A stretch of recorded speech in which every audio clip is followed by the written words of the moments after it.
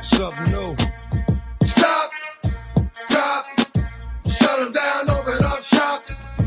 Oh, no. What's going on, guys? Marcus here, back in the shop, and it's time for a new review for Game's newest soundtrack, Streets of Compton, which is the soundtrack to the new documentary, Streets of Compton.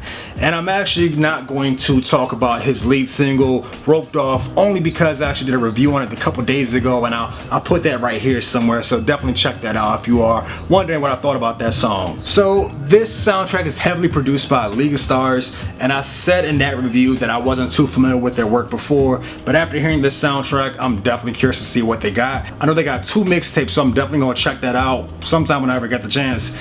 But that doesn't mean that I'm actually crazy about this album. Y'all know that I'm a huge Game fan. I reviewed the documentary, the original one, the documentary 2 and the 2.5. So I'm definitely a fan. You can see that I have some of his physical albums here. So I'm a fan, but that doesn't mean I'm biased. There's definitely a couple songs in here that I really didn't care for. One of my complaints on this soundtrack is that a couple of the beats from League of Stars sounded way too similar. And this is the same issue I have with YG's project, My Brazy Life. A lot of DJ Mustard's beats sounded very similar. It's the same issue, especially these 2 songs, Hit the News and Bullshit. They play back to back. Hit the News, it's Roped Off, Hit the News, then Bullshit. When you listen to these 2 songs, Hit the News and Bullshit, they literally sound like the exact same beat with a different twist to it. And again, that's the same issue I had with My Brazy Life. I felt like there were certain songs on that album that sounded way too similar as far as production wise. But that doesn't take away from the sound, because I'm obviously interested enough to check out the mixtapes, and from there I guess I'll form my opinion. But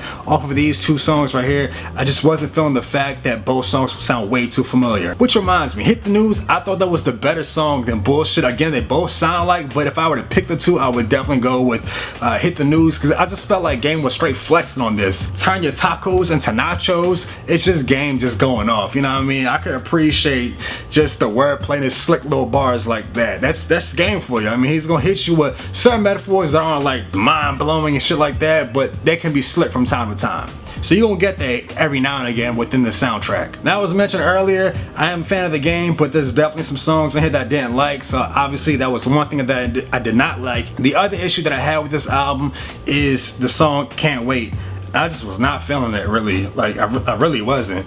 Like, the production isn't bad. It definitely takes away from that South Central sound that the other 3 songs had. This, to me, has more of an Oakland sounding bass as far as just the way it plays out. It kind of reminds me of like some Too Short, some E40 type of shit. So it doesn't really sound like that G-Funk. The production wasn't really the issue to me. I just felt like this was a filler for Game. Like, if you listen to this song, it sounds like Game just got the idea after listening to Future's Twin Sisters, because the whole concept of this song is Game talking about fucking 2 sisters. Like, that's really it.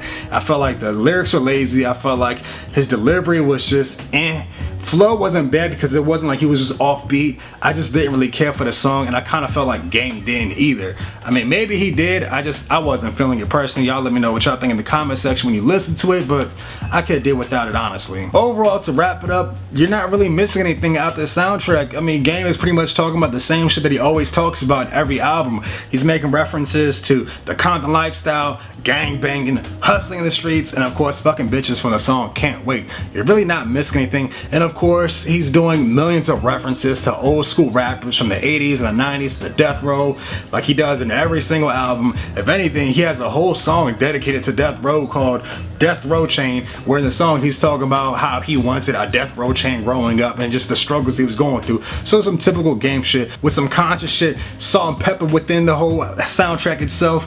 You're really not missing anything. Like, after Death Row Chain, he has a song called For the Homies, which, based off of the title of the song, you pretty much guess what it's about. It's a song that's dedicated to all his fallen friends from back in the days to recently. His one friend, Lil Frog, who was killed a couple years ago. I mean, you can go back and watch some of Game's old videos and documentaries, and you'll see him actually there next to him, and it's pretty sad. But we're not going into details on that. Just the soundtrack itself is okay. You're really not missing anything. It's just typical Game shit.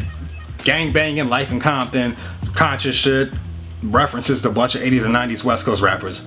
None that serious. Either way, guys, the soundtrack definitely has some bangers, so if you are a game fan, I think you will enjoy it. It's not a bad sounding album, soundtrack, whatever you want to call it, but just don't expect to hear some mind-blowing, new, groundbreaking shit. It's not that. It's just that typical shit. If anything, it kind of reminds me of a similar little version of Documentary 2.5 because it definitely has more of a West Coast influence in it. Obviously, game is from the West Coast, but the whole sound of the album and just the feel is definitely that generic Cali shit, which I thought was Documentary 2.5. I felt like this could have came out as a mixtape before Documentary 2.5 because Documentary 2 to me had more of a international sounding sound as far as production and just the concept, whereas Documentary 2.5 was less just straight for West Coast, just that West Coast audience. And again, I'm not from the West Coast, so I'm not gonna feel it like they would feel it, you feel me? Like, it's just alright.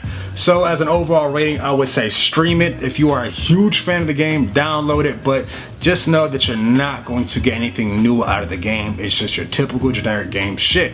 So let me know what y'all think in the comment section below. Did you love the album? Did you hate the album? I saw that somebody said they hated the Documentary too in one of my last comments or whatever, one of my last album reviews, and put in the comment section this shit sucked dick. I don't think so. I thought it wasn't bad at all. This soundtrack itself, not bad, but again, you're not hearing anything new. So that's it. Let me know what y'all think. Subscribe to the channel. Hit me up on Instagram and Twitter, and I'll catch y'all next time.